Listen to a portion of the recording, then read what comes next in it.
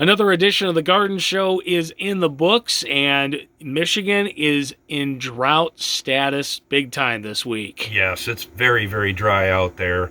I was pulling some weeds and the ground is just like powder. So if you have newly planted plants, or maybe you have a Japanese maple or some sort of plant that got damaged from the frost or freeze, good idea to get out there and water things, because it is really super dry and it's not getting any better because there's not much rain expected this week. As a matter of fact, Michigan is 80% drought right now. Yeah, and we had no snow cover in December and January. The ground barely froze.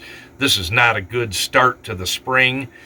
April showers bring May flowers, but we haven't had much April showers, so it's not looking good for summer. So start watering now because you're going to need to. And we're already 1.5 inches this month behind our normal of just about 2 3/4 inches of precipitation.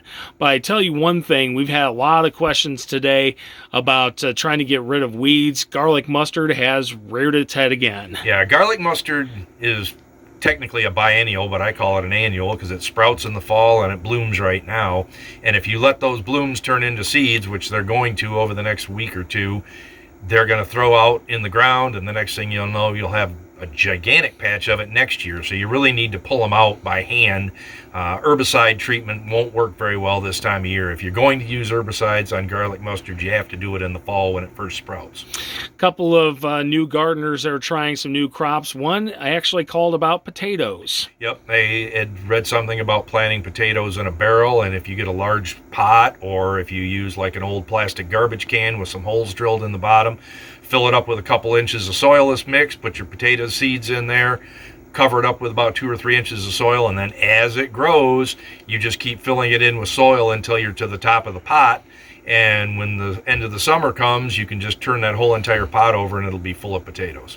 We also had a caller about one of their indoor plants. It was a Norfolk Island pine that is having some issues, and other than watering, because of the fact that it's really dry outside, overwatering can be an issue. Yeah, overwatering is probably the number one thing that kills houseplants, but she also was using tap water, which was hooked to her water softener, which adds salt. And most of your house plants, or plants in general, don't grow in salt water very well. So you want to use either reverse osmosis water or get distilled water, and make sure you're using that. And if you have one that you've been using tap water on, it's probably a good idea to repot it with a fresh soilless mix and then start using that good water. Speaking of watering, got a lot to do this week. What do we have to look into?